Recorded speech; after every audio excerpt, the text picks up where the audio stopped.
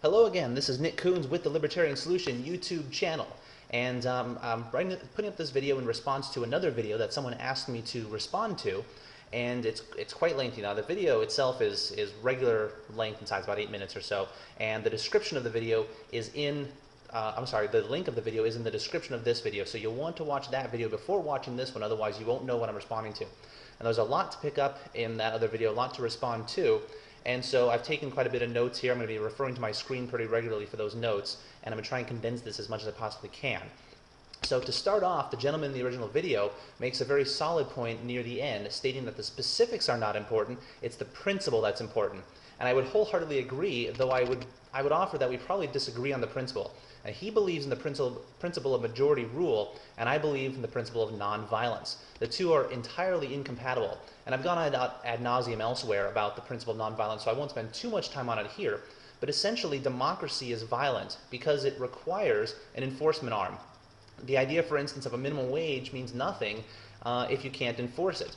The idea, for instance, if minimum wage or whatever else it is, any other kind of business regulations, if you don't ultimately have someone holding a gun to support that edict.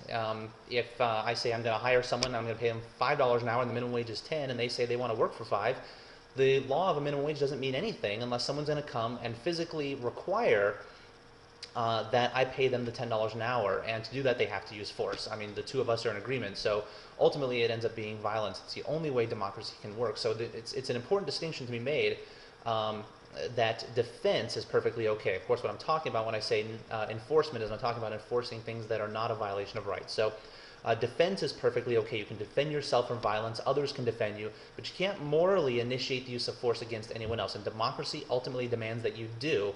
Like I mentioned, the minimum wage example. Of course, there are literally tens of thousands of examples in the real world to show that. He makes a couple of other interesting points with which I would also agree. First, he says that there are very few people who understand how capitalism works. I agree with that. He says that there's a difference in what workers produce and what workers are paid. I would agree with that as well.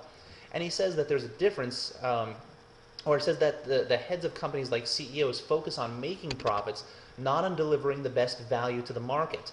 I'll sort of agree with that one, because profits are not a means, they're an end. The means to that end, the one that actually works, the actual means that work to achieve the end, is the ability to accurately and consistently deliver to the market products and services that consumers demand. Now, he claims that capitalists, by the Marxist definition, are those that own the means of production, but that definition is dubious because it implies some sort of exclusivity, that if one person owns the means of production, someone else can't. But by his own explanation, competition in a given industry, in his example it was shoes, can exist, meaning that ownership of the means of production is not exclusive, which means that anyone can pursue those means.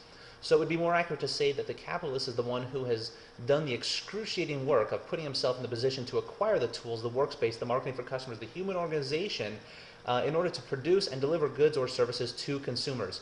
And this is excruciating work, even for a small company. It's more than just simply having sufficient capital, which itself is a difficult task to achieve. The reason so few people are in the position is because so few have the desire to invest a relatively large portion of their lives into a risky venture. Now, you don't come about by capital just because you're born into it or something like that. I mean, some people do, but in capitalist countries, you generally don't. The wealth is more spread out versus in countries that, areas that he suggests, like socialist or communism, Marxism, I guess, that's where you actually have wealth gravitating toward one certain group of people. In capitalism, it's spread out quite a lot more. We have a much larger middle class than, say, the Soviet Union did. And the way you come about capital is by saving it, is by building it, is by working for it. Now, personally, I came from a relatively poor family. I have 6 siblings, 5 of whom lived with me. One was older and was adopted before I was born. But my parents didn't usually make more than the poverty limits of a 4-person family. So we were always very tight on everything. And when I was 18, I'm 31 now, when I was 18 I started my own company. I worked for a very long time not making any money in that company. So in addition to working a huge number of hours to build my company to try and get that off the ground, I also worked a full-time job elsewhere. That's generally how capitalism works. People who are willing to put that effort into it are the ones that are going to reap the rewards at the end. That's how I think it should be. You're going to put more into it, then you should get more out of it. And that's the incentive that people have to put more into things. If the person who does nothing is going to get the same reward as the person who does everything, then everyone's going to choose to do nothing and no one will do anything, because you're going to get the same reward as the guy who did everything. And this brings me to my next point. In his video, he uses an example of a shoe factory where a worker is paid $15 for a day's worth of work and produces $100 worth of shoes. Now let's put aside the overhead involved in making those shoes, such as the rent or mortgage of the factory, the amortized cost of the equipment purchased, the cost of training workers, of maintaining a management staff, which means that the $85 difference quickly shrivels to about $10 if he's lucky. I don't know what the profit margin is in the shoe industry, but most manufacturing industries have about a 2 to 4% profit margin, so $10 is quite generous in this example. But let's put all that aside because it's details, not principle. The end result is that there is still profit above and beyond what all the expenses are to make the shoes versus the value of the final product. Marxists generally call this exploitation because they don't believe that the capitalist is doing anything for those profits.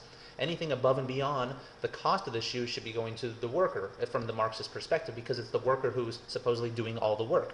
The capitalist didn't do anything, he simply put up the capital, is the claim. Now, as anyone who started a business before knows, it's quite a bit more involved than that, but let's stick with the principle. If it were true that the worker was being exploited at $15 a day when he's producing $100 a day in value, then he would simply go out on his own and make $100 a day and keep it all. The pitfalls in that scenario should be obvious. The worker would have to have a factory, tools, marketing for customers, and all of this would be an upfront expense. Now, there's nothing exclusive to the capitalist that means that he can have these and the worker can't. The worker can do all the stuff the capitalist did and get them the same way. So there's no exclusivity, there's no monopoly imposed here. Nothing preventing the worker from doing what the capitalist did. But he would have to do what the capitalist did. Most people aren't willing to do that. So he might invest hundreds of thousands or millions of dollars to get this going, and that's offset by his increased profit. He'll make $100 a day in the long run instead of 15, and he'll have to have put up a lot in advance to do that, which means he'll have had to do a lot of work to build that up. But again, few people are interested in making that sort of investment. It's much easier to go to work 8 hours a day, do your job, and get your paycheck than it is to start your own venture. And that is the value that capitalist and capitalism provides. Now, all of this is empirically verifiable as well, which is good because it's sort of pointless to have a theory if it can't be verified. In human civilization, capitalism is a new concept. It's only existed in some form or another over the past few hundred years. Those same few hundred years are where we've made the most human progress. The 21st century looks much better than the 17th century, but the 17th century isn't that much an improvement over the 13th century, even though the same 400 years have passed. The big change was the introduction of capitalism, which came about because prior to that it was considered usury to loan money for interest. And usually capitalists acquire money by loans or investments in which they're paying back greater amounts than what they were originally loaned.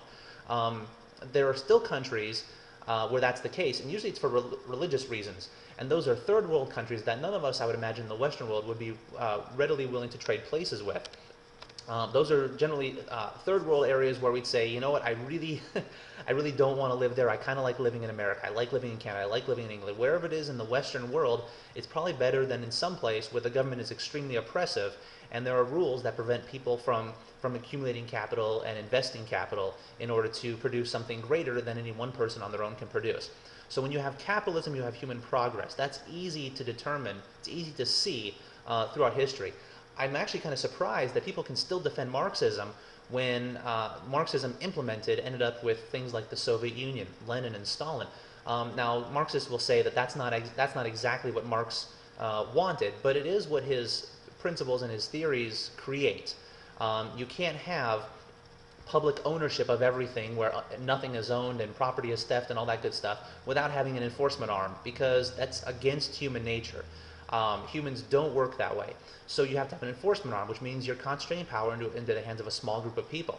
And when you do that, you're going to have what you had when communism was established. That's how communism is manifest.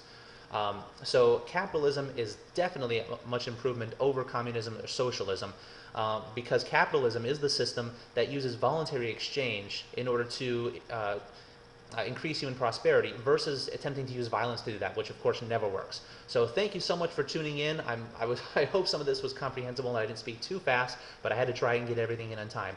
Don't forget to visit us on Facebook at our fan page or visit libertariansolution.com and tune in to the podcast and the radio show. See you next time.